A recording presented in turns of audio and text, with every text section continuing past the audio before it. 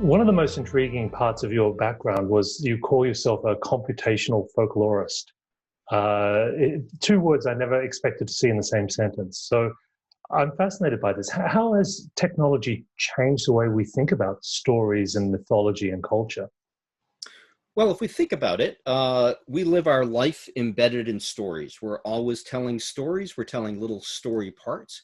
We're always trying to make sense of the world through storytelling. And we're always trying to understand which decisions are the right ones to make given a certain situation by telling stories. So if we think about it in sort of general, broad terms, folklore can be considered informal cultural expression circulating on and across social networks, right? We're all part of social networks, and all of our social networks have some sort of informal cultural expression.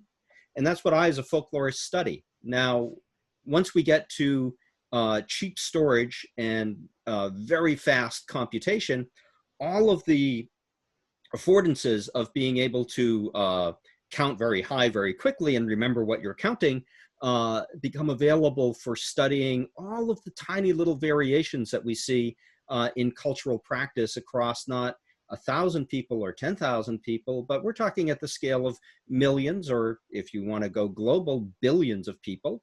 And if you think about it, your own everyday life, how many stories or story parts you encounter in your everyday life, probably 10 to 20 whenever you encounter somebody that you talk with. So we're talking a very large scale and something that we're all embedded in. I'm talking today with Tim Tangherlini, who's the Professor of Folklore at UC Berkeley. Tim, it's great to have you on the show and spend some time talking to you about this fascinating subject.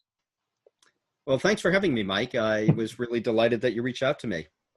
You've said before, and I think this is a great quote, that folklore is the first big data field in humanities. To your earlier comments, in a way, a story is kind of part of a giant cultural, almost biological machine learning model where we test out ideas and relationships, and in a sense, it's a form of collective memory and learning. Absolutely. I mean, I always joke about doing organic AI when we're trying to validate something, and that's really what we're good at as humans. We're good at structuring our environments, structuring our experiences, and then using those as part of our alignment of culture. I often talk about cultural ideology, norms, beliefs, and values. And that's really what storytelling has become extremely efficient at negotiating. So whenever we're in a situation, it might be at the pub, and I might say, "Hey, Mike, did you hear what happened to Bob?" And you're like, "No, I have no idea what happened to Bob, but I'm sure it's bad because only bad things happen to Bob." So now we've already aligned ourselves. We're talking about Bob. We've already established that we kind of know each other and that we're part of the same group. And then I'm going to tell you something about what happened to Bob. In a sense, it's sort of like the Ghostbusters question, right? So when ghosts appear in your neighborhood, who are you going to call? Well, the answer to that question is always going to be ideological, right? So there's always going to be some sort of threat or something happens, and I've kind of come up with a strategy for dealing with that. And that's what we use storytelling for again and again and again. It might be very mundane, but usually if it's something that I'm going to tell a story about, and I'm going to tell it again and again, it's because it's something that's important to me. And this, arguably it became a kind of an evolutionary advantage for Homo sapiens, our ability to form stories, to tell stories, to gossip. Oh, absolutely. I think there's a huge advantage to it. You are able to very quickly, because word of mouth is pretty darn fast. It's not word of internet speed, but it's pretty darn fast in close homogeneous groups. And we can very quickly start to align our beliefs, our norms, our values through storytelling. And those can be exemplary. My friend Jill did this, and I can have that story end well. And so that's an endorsement of what Jill did, right? And that goes all the way around the community. Oh, well, when Jill was confronted with this, she did this. And we all are, in agreement. Well, then Jill, maybe she gains a little bit of status in the community, and we're all going to be a little bit more like Jill the next time we're in some kind of situation like that. And that happens almost on well, it certainly happens on a daily basis, but it can probably happen on an hourly basis. Think about if we want to talk historically when people were in much smaller communities, right? They're always checking in with each other. And maybe there are times when people are working with the cattle, or maybe there are times when people are out threshing or something like that. These are kind of communal times, and you can tell stories because you're going to keep yourselves entertained. But stories, over their incredible number of repetition, become extremely efficient at communicating this cultural ideology, which is the basis of all of the groups that we're a part of. What exactly are then folklore and legends relative to stories, and how are they connected to modern ideas like fake news and conspiracy? Oh, well, that's a great question. So I use stories kind of broadly and generically because a lot of people understand what story is. And I use legend in a very kind of almost narrow academic sense, right? Legend for me are stories that are told as true, situated in a historical time with potentially verifiable people. They don't actually have to be verifiable, but it's a believable narrative told as true. Whereas folklore in general might encompass something that we all know is not true. If I start a story, once upon a time, you know you're in for a fairy tale, and that everything that comes after that is not supposed to be taken as true. So it's Red Riding Hood versus King Arthur. Yeah, exactly. Yeah. So, if I say this happened to Bob, then we both know Bob, then that's being told as true. So that's more like legend. And legend has a very set structure in many, many cultures. I can't say it's universal, but boy, it's very, very common. There's an orientation, sets up who we are. There's some sort of complicating action. Usually it's a threat or some disruption. Then the people in the story come up with a strategy for dealing with that. And at the end, there's a resolution. How well did that strategy work? You can look at The Exorcist as a perfect example of this, right? Mom comes down for breakfast, and her daughter her head is spinning around, and she's vomiting blood. So what do? Well, her first strategy is reach for the Tylenol. Turns out Tylenol is not an anti-satanic, right? So it doesn't really work against Satan. Goes to the doctor. Doctor prescribes antibiotics. Same problem, antibiotics, not anti-satanics. They finally go through all of the different strategies until they get to a Jesuit priest who lives in the basement of Georgetown University, and they pretty much solve the problem, right? So they go through these. Now, the difference with rumor, and we hear about rumor a lot, right? Rumor is very, very common. What rumor often does is says, here's the threat or here's the disruption, and it pushes it back into real world action. So what are you going to do about it, right? So what are you going to do about this, Mike? Right? I heard that there are, there's a ghost in that house down the street, right? And if you're teenagers, it's sort of like, what are we going to do about it? We're going to go down there at night, right? Or one of the studies we were doing was during the Green Revolution in Iran. One of the tweets that went out was there are tanks in the streets of Tehran, and it was basically asking people, well, and so what are you going to do about it, right? So you can imagine this happens in all of those low information, low trust situations where you don't know what's actually happening. You get some information. That's kind of rumor. Rumor is what I would call a hyperactive transmission state of legend, where it's also often missing the ending, right? It doesn't, right. And you've got to figure out the strategy yourself, right? And so then we might talk in story parts. Said, hey, Mike, did you hear what's going on? What should we do about it, right? Now, me and you, we negotiate a strategy for dealing with it, and then we jump in our car maybe and drive down to whatever it is that's the threat or disruption, and we've come up with some idea that maybe if we, throw dishwashing liquid at whatever's happening, it'll go right. And maybe it doesn't work, maybe it does. Right. So in retrospect, it would turn into a legend. So in this sort of specific example of conspiracies, you recently took a couple of conspiracies. I think it was Pizzagate and Bridgegate, and you used those as a way of training a specifically designed AI to understand, the kind of generative nature of stories Can you talk a little bit about that and sort of what led you to that analysis? Well, that's a great question. What led us to it? I was working with the Institute of Pure and Applied Math, an NSF institute, where I was co-directing an institute on culture analytics. And so there were a lot of us there who were interested in culture-specific problems and also interested in applications of machine learning to some of these problems. And so I had been thinking that conspiracy theory probably has an awful lot to do with legend. You know, there's some sort of threat or disruption, and there's going to be some strategy to deal with it. And so we were looking for some way to test that at internet scale. And so we turned to a conspiracy theory that was on the internet at the time, which was Pizzagate.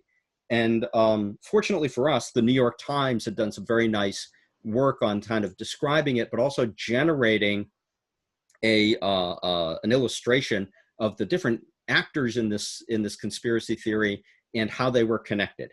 And so our first challenge was, can we reproduce the New York Times graph? And then we were talking, we thought, wait a second, this is a conspiracy theory. Is this going to be any different from a conspiracy? Right? Think of Watergate. And right at that time, we knew that Bridgegate was a big conspiracy, an actual conspiracy.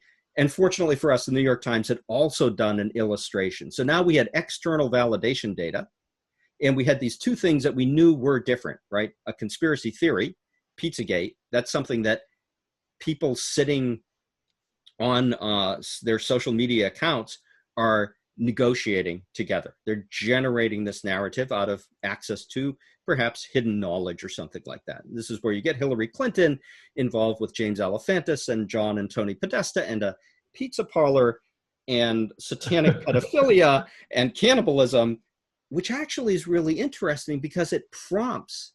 Remember, I was talking about strategies. What are you going to do about this? Well, a guy in North Carolina said, nobody's taking action. I'm going to take action. I'm going to get in my truck. I'm driving up to Washington, D.C. with my AR-15, and I'm going to go into that pizza restaurant, and I'm going to free the kids who are down in the cellar. And, of course, he does it, right? So this is real-world action on narrative. And so we're thinking, okay, well, that's actually fairly problematic. And on the other side, we had Bridgegate. Bridgegate, nobody wanted that to come to the surface, right? If you're in an actual conspiracy, what is your goal? To hide it, right? If you're working on a conspiracy theory, you want everybody to know about it, right? So they're kind of on, in some ways. So in a sense, a fake conspiracy theory will stabilize its elements a lot faster than a true conspiracy, where it tends to be leaked out over time. Yeah, that was one of our hypotheses. I mean, think about it, right? If I'm with a group of friends and we're trying to come up with a narrative, it's sort of like if I introduce, Joe Biden's involved in this. Okay, let's bring Joe Biden. That's good. We can bring him in. And also the under associate secretary of housing. It's like, no, they're not involved in this, right? I want to have, some limited number of people who I'm working with in my conspiracy theory. And often I've got some secret knowledge, which is going to bring people together from different domains, right? Where they would never really, you wouldn't associate Hillary Clinton with satanic cannibalism and casual dining, right? These are, sure, I'm sure she goes to a pizzeria, but you wouldn't think that this was a major area in which she's a player, right? So with the Pizzagate, we discovered that actually this access to WikiLeaks and this inventive interpretation of WikiLeaks kind of crossed all of these domains and brought these people together, but a limited number of people who became very stable very quickly. It's very hard to add, more actors to that graph. Whereas on the other hand, Bridgegate, like 3 weeks ago, there was something added to Bridgegate. This thing's been going on for years at this point. Right. So that was fascinating to see how this might be a telltale of a real conspiracy. Things just keep coming out in drips and drabs, right? So your AI model, was it designed to, in a sense, randomly mix up these elements or nodes of a story to kind of predict how a conspiracy can emerge over time? we didn't take it from that point initially. What we were trying to do was trying to say, given this extremely noisy data that we're getting from, say, 4chan or Reddit, can we align? So, for example, Hillary Clinton gets mentioned in like 20 different ways. Can we somehow or other align all the Hillary Clintons and all of the Tony Podestas so that those really become one single node? And then can we classify the interactant relationships so that we don't have 15,000 interactant relationships, but we have some smaller limited number. Now, once you have that, you can posit this generative model, right, where a conspiracy theory or a post, we're not going to say the whole conspiracy theory, but a post that's going to be acceptable to the people in Reddit, right, where you're not going to come across as being, no, that's not what we're talking about. Right? Think about the pub that I was mentioning before.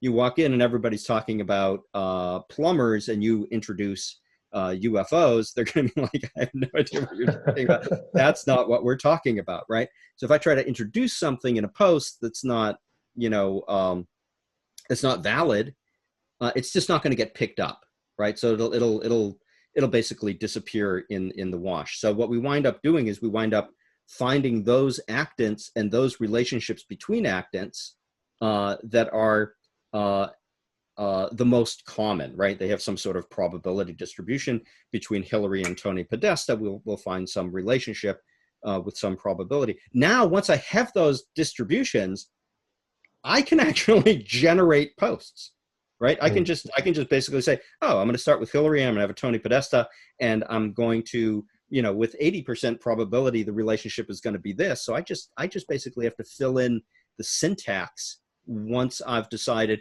these are my my selected actants, so I can start generating posts. Then the next step, is this like conspiracy Cluedo? Hillary and the pizza with the stolen server. Exactly. It becomes a little bit like that. Whereas a real conspiracy, it's a little bit harder because there is no obvious probability distribution over these relationships.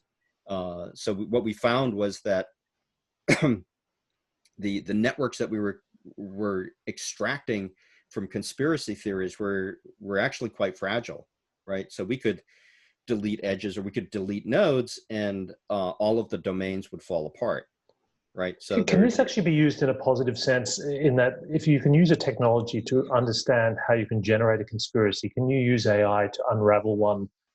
That's why this was the motivation. I mean, the motivation was not to actually start a conspiracy farm in some far off country and disrupt the world. Although I could think of some state actors who would love to buy that technology from you. Yeah. Well, but we're basically modeling. We kind of reverse engineered what clearly seems to be going on in some places, right? So now that you have this, then you can see where conspiracy theories are starting to emerge. So that's what we're doing with the COVID-19 stuff. We've been harvesting and modeling, running our pipeline on COVID-19 discussions, both on Reddit and 4chan and unfortunately 8chan, since March. And we've been discovering that we can actually capture fairly quickly the emergence of, say, the 5G Bill Gates anti-vaccination conspiracy. And we can also capture influenza, film your hospital, don't wear masks, the COVID-19 is a hoax. And we can also see how these are starting to align with each other under the guise of some sort of broader conspiracy theory. We thought that maybe QAnon would take a larger role in the COVID-19 space, but we've seen sort of the emergence of the QAnon groups, but they don't seem to be kind of latching on to some other parts of burgeoning or emerging conspiracy theories. But once you can see where they're making connections, then perhaps you can devise community-targeted messaging that says, well, 5G is not activating quantum chips placed in vaccines, right? How you do that, that's a whole other, that's a public health messaging challenge. But I think what we are able to do is we're able to see the crystallization of some of these conspiracy theories that then become very very solid, and lots of people start to adhere to, and they start to add their own 2 cents, but they're doing it on the basis of these pre-existing probability distributions, as it were, and so they're reinforcing parts of the conspiracy theory. So our goal then is to figure out where can you cut it to have the greatest impact.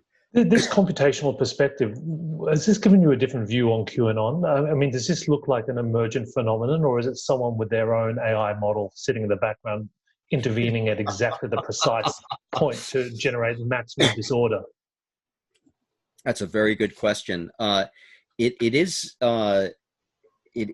very much redolent of this kind of monological thinking, where the people who are, and I don't think it's I think there's probably a group of people who have internalized this model, right? We were talking about organic AI before. Yeah. The best AI is kind of right here. And they recognize certain narratives that will align very nicely with this series of domains that they've been aligning since Pizzagate, right? So QAnon kind of grows out of Pizzagate. So if you can understand how Pizzagate was put together, right? Well, then it's just, you know, once you've got the magic sauce, as it were, it's pretty easy to just keep adding. You know, so McDonald's with their, you know, Big Macs is like 3 patties. Oh, let's have I love this idea of this organic AI, because, you know, if you think back, even like 10 years ago, there was a big push to the idea of crowdsourcing on the internet, solving the world's problems. It doesn't matter what the puzzle was, locating a missing, you know, girl in Mexico, or, you know, finding the link between, you know, corruption in this department. You could use the internet. But it seems like that has moved away from something that is optimistic and altruistic to essentially these conspiracy generating machines. Now we are. Oh, that's really depressing. Thank you. I mean, certainly humans have always been crowdsourcing. That's what culture is, right? It's crowdsourcing. Right. It's crowdsourcing values, beliefs, and norms. That's what we do as humans. We crowdsource stuff. You don't need to call it crowdsource. You could call it something else, right? Now, certain things work well within a particular community. I think partly where the quote, the internet kind of falls apart is if the idea is that everybody is part of this one community, and we've seen again and again that actually that's not the case. People are parts of multiple and different communities, and it's not all one happy internet world, just like it's not all one happy world, right? So there are a lot of analogies, and then of course there are communities. What's different, and I think as a folklorist, for me, this is really fascinating. So earlier we were talking about word of mouth and how fast things spread in small communities, and I said close homogeneous groups, right? So everybody knows each other, right? Or they have some imagined connection to each other. And things can move very quickly within that community. But you're still limited by some physical barriers until we get to this internet age where everybody's got ubiquitous mobile computing. And at that point, what I call the velocity of information spread changes. Not only the speed, but the directionality of it, right? So I can be very targeted, and I can do it very, very quickly. And then, of course, the magnitude is much greater too, right? Before I could talk to maybe 10 people at the pub, and now, well, when I go on Twitter, I can only reach 12 people, but other people, you know, it can reach, you know, 50 million people. Well, this also becomes a concern, because you can take the analysis essentially that you guys have done around using AI to generate narratives, and you combine it with generative models like GPT-3, some of the work coming out of OpenAI, and you've now got a machine for the mass weaponization of misinformation. Yeah, so actually when I started working in computational folkloristics, which is kind of a field that me and a colleague at Rutgers, and really under the auspices of NSF's IPAM, we started and been fortunate to also receive funding through not only Google, but also NEH's Office of Digital Humanities. So I came into my office one day and one of my grad students had put a sign on my door that said "Weaponized Folklore Lab," because there's a strong weaponization component to this. But I think folklore, the way I see it, has always been weaponized. It's a very powerful tool. Telling stories is unbelievably powerful. And if you start to get people, feeling wronged on the basis of a story that you've now crowdsourced, as it were, right? Remember, it's informal, cultural, expressive forms circulating on and across social networks. That's folklore, right? That's by definition. You wind up with things, very bad things like genocide. You also wind up with very, very good things. All sorts of collective things that come out of our culture. Everything from art to public buildings and universities and generosity and all of those things. But you also, like I said, you also get really bad things. I'm really interested in how this particular field develops with time. I mean, if AI and data are now Hugin and Moonin whispering in our ears about the stories that are being told, at scale, what are the new kinds of problems that you think computational folklore will start to look at? I mean, what are some of the things that you're thinking about? Yeah, so these are great questions. We're obviously going to keep working on this storytelling at scale problem, which we see as an immediate challenge. And then looking forward, both, there are obviously some applications in cultural history and cultural analysis, but what we've been talking about are some really challenging areas where you perhaps computational folkloristics could work with groups that are trying to help with public health, or perhaps restore and preserve cultural heritage sites, right? You think of perhaps the incredible library in Timbuktu, for example, or the Buddhist statues that were blown up, unfortunately. The ability to take advantage of sort of cultural knowledge at scale could lead to a lot of very positive things. And at the same time, understanding how AI and some of these deep learning methods, you mentioned GPT-3, which could be used for great good and also for really great bad. So understanding the mechanisms of things like cultural expressive forms and how they are influenced by this new scale and this new velocity, and the implications that has for communities, everything from small communities like as small as families to very large communities, nations or regional groups or even linguistic groups, right? So we can use this for language preservation. We can use this for all sorts of cultural applications. I think your imagination is really going to be the limit. And it's going to also, I think, allow us to see, relationships between cultures and cultural artifacts that we may have missed. I mean, if you were... That was exactly where I was going. If you were Fraser writing the Golden Bough today, it'd probably be an algorithm that you'd be writing rather than a sort of a painstaking study with bits of paper. In some way. So one of the things we're working on is we've got 2,500, almost 3,000 fairy tales from Denmark collected from 1860 to 1920, which we've then embedded in these two very well-known international indices.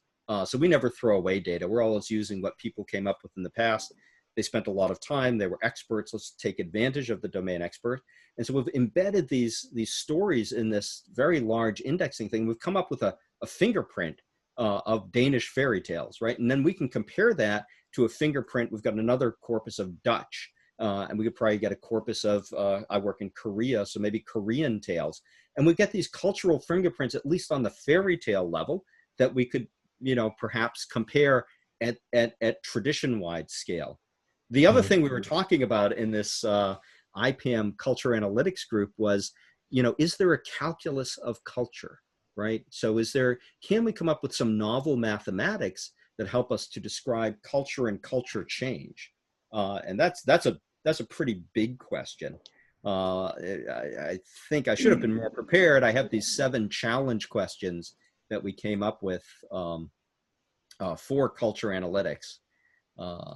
Well, when I think about how some of this stuff is going to permeate our daily lives, I always think to that recent book by Neil Stevenson, Fall or Dodge in Hell, where he talks about this near future where the wealthy have their own personal editors using algorithms to create a feed of reality, because everyone's essentially on a different reality of information, because of these generative conspiracies, essentially.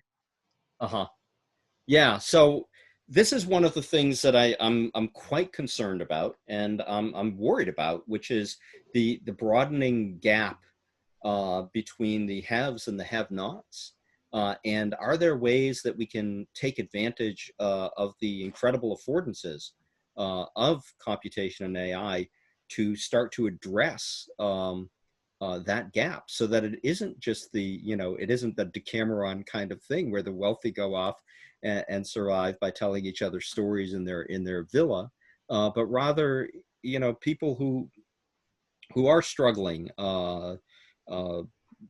both in urban centers and in rural areas, have access and ways to leverage the positive things that we find. I think there's a lot of positive things that we can do. And it's a little bit, in weird ways, it's easier to work on the negative things, like the conspiracy theories. It's sort of like, oh my God, we've got to work on this. And it's easier to find, and it's almost those people who are shouting loudest.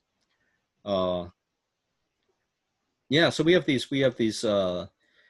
different problems. We call them the arrowhead problems in culture analytics. What are the metrics for the analysis of culture? Can we identify, define, and measure cultural complexities? Is culture automatically the result of the dynamics of groups? What are the fundamental mechanisms for cultural network formation? What is the invariance of offline and online cultures? Is there some coevolution that we can find in there? Can we measure the impact of culture on social conflict, inequality, health, the environment? Can we measure the rate of change in culture? What are the interdependencies? And then can one really develop a calculus of culture? So those are the things. Those are the big questions that we're struggling with, and I think that's going to take a lot of us. That's going to take a lot of people who are AI specialists, and going to take a lot of people who are domain specialists. People say to me, "Oh, well, the humanities is dead." I really hope the humanities is not dead, because I think that really the huge advances we're going to make in AI is going to be taking people, engineers, computer scientists, applied mathematicians, who have this knowledge of, n-dimensional spaces and all sorts of different types of embeddings, and how to represent very complex relationships, and the people who've been developing the abilities to speak and learn and read different languages and have embedded themselves as ethnographers in different cultures and have spent, decades learning about artistic practice, whether it's in Europe or whether it's in South India. And all of these people who are trained in the humanities and the qualitative social sciences working collaboratively to address these giant problems that if we don't address, you can see we've got this public health crisis, we're going to have a climate crisis, we're going to have a real series of very difficult things. And If people say, well, the humanities is dead, then we're going to lose out on the young students who are training to be parts of these teams who can address this positively and creatively.